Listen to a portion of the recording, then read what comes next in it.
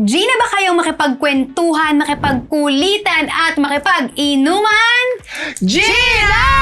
Okay, G na tayo, or should I say GV na tayo, as in good vibes, dahil there's always something to be happy about and be grateful for. Yes. Kaya naman, welcome to Let's Drink to That! Every day there is always a reason to celebrate. Let's drink to that! Hello AC, hello China! Hello! Jody, AC! Oo. Alam mo, I just want to say na who would have thought na itong munting palabas natin ay nagiging habit na True. ng ating mga ka-drink sa The Yes. GSM channel. Thank you sa so inyo. much! Eh, correct yan ha. Akalain yung linggo-linggo silang nakikipag-bonding with us. Kaya naman maraming salamat sa inyong lahat. Yes, at kung nanonood kayo ngayon at hindi pa kayo nakasubscribe, ano pang hinihintay nyo guys? Subscribe nyo na yan ngayon. Wait, hihintayin ko kayo. Okay, thank you so much. Ayan, ituloy natin ang ligaya. Ayan, subscribe na. Okay, ano na nga ba ang ating drink Eto of na the nga. day? Ay, inaabangan din nila yun. Imposibleng wala tayong drink for today, no? Pero eto na nga ha. Kaya nga, ito ang ating drink of the day. Made with strawberries from La Presa. Sabi.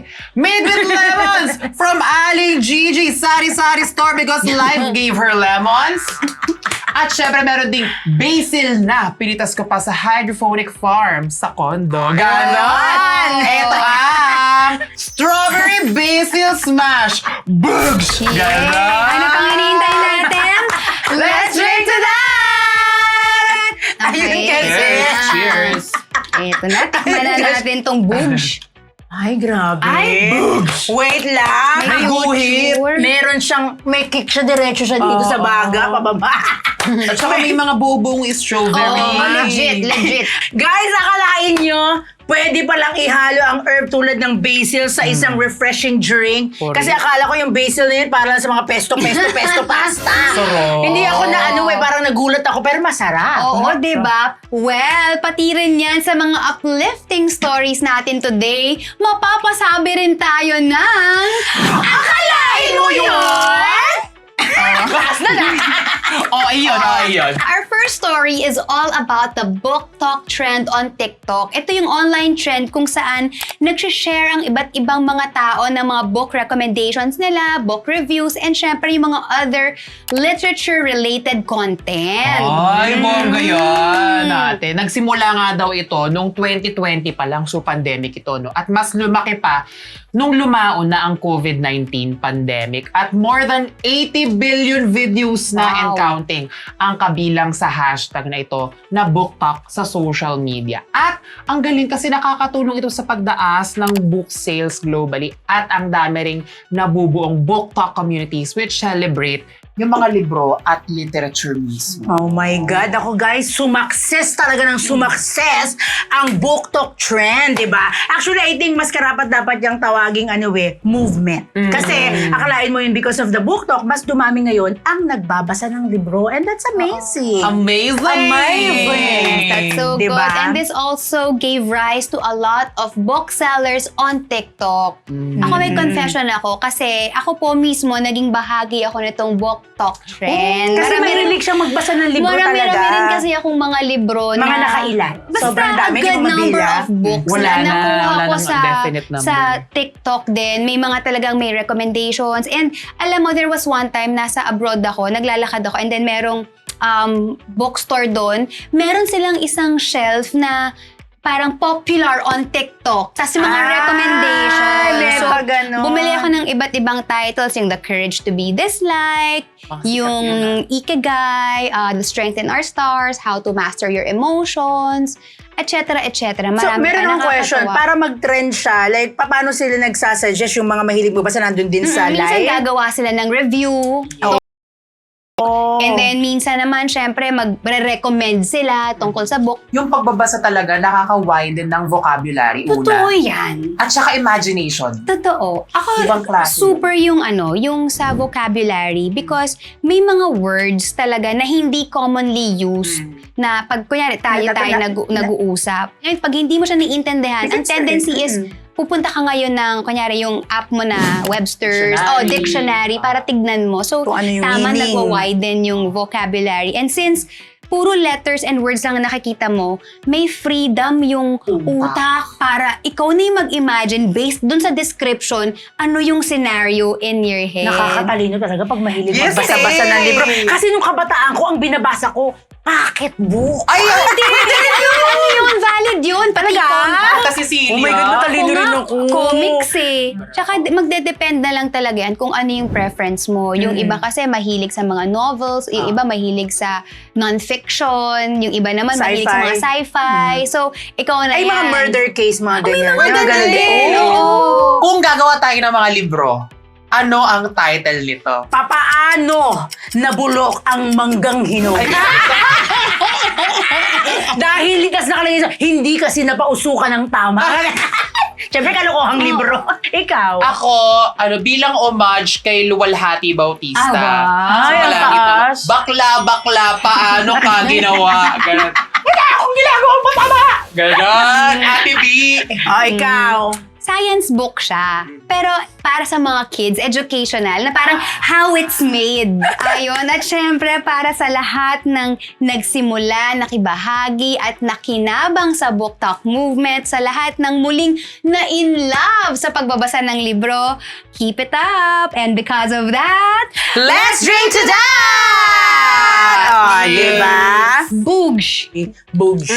Alam niyo ba, nung isang gabi, nanood ako sa bahay ng isang sci-fi movie. Tapos, naisip ko na yung mga sci-fi films na series na napapanood ko nung bata ako, nung mga 80s and 90s, yung may mga robot, AI, mga self-driving vehicles, lahat-lahat ng mga yan, parang na-realize ko, realidad na siya ngayon, nangyayari na siya, and who would have thought na sa lifetime natin, aabutin natin sila. Through the fire, nako sister.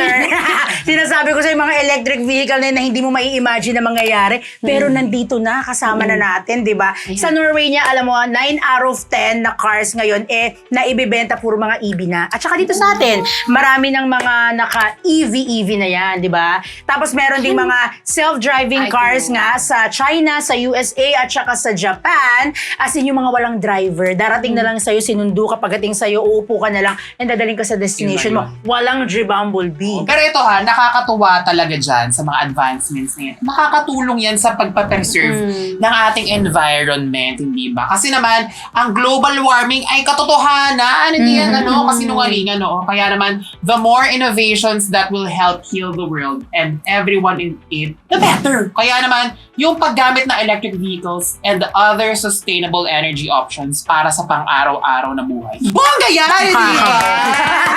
Di ba dito sa Philippines, yung mga electric vehicles or mga hybrid, parang exempted sila sa number coding kasi parang mas better siya sa environment. gas. Pero ang good thing naman dun sa mga EV na yan, Oo. walang bayad sa toll.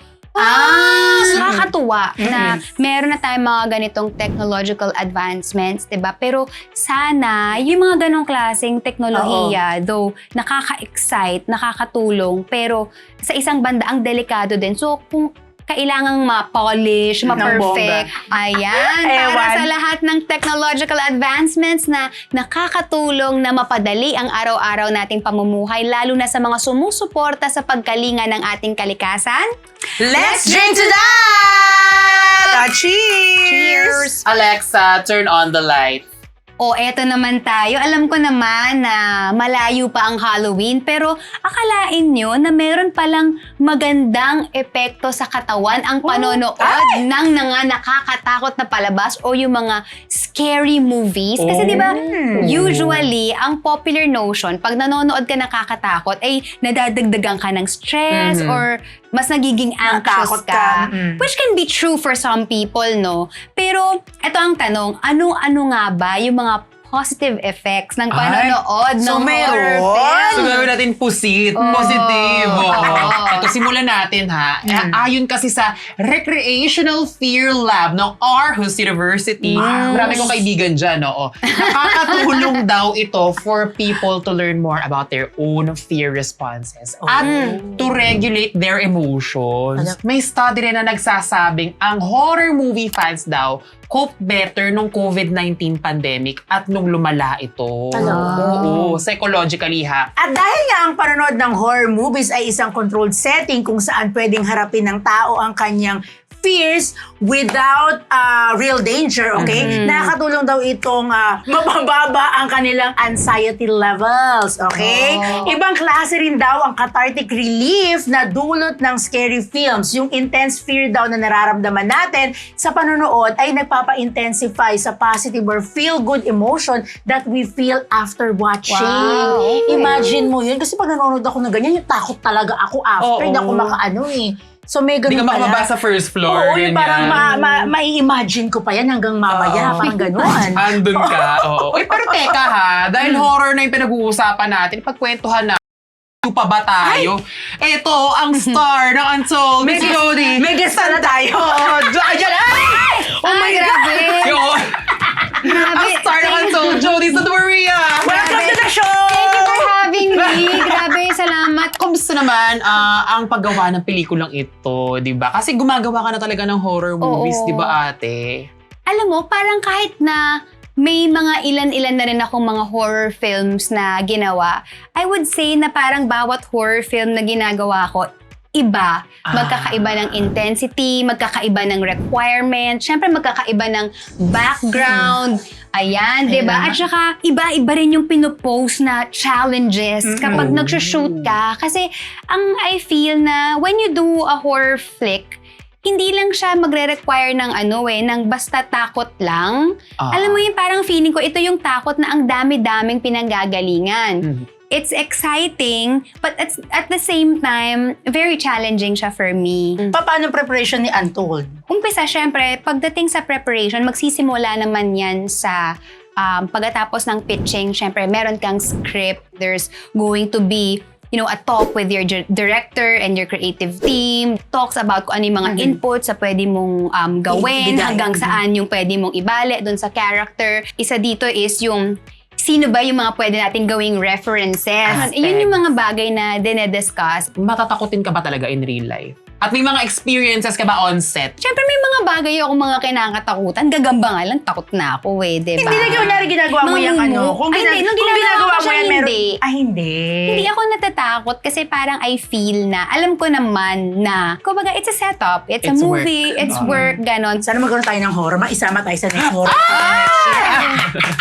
Siyempre guys, i-invite mo na ang mga ka-drinks natin na tumutok dito sa The JSM channel at manood ng Untold. I-promote mo na yan. Ayan po, sa lahat po ng nanonood ng Let's Drink to That dito po sa The JSM channel, Gina, AC, maraming salamat sa pag-imbita sa akin at gusto ko na rin imbitahan ang ating mga ka-drinks sa April 30 na po ang Untold, directed by Derek Cabrera. Congratulations in advance, ate. Congratulations. Di ba? Thank you. One of the screen queens in the Philippines, Jody Santa Maria. Salamat. Hindi ba? Oo. At syempre, para sa lahat na bumubuo sa Untold movie, sana marami kayong matakot at magulat. At syempre, ma-entertain. Correct. Kaya naman, sigurado yan, hindi ba? Kaya naman, let's drink to that! Cheers to Cheers! Untold! Thank you!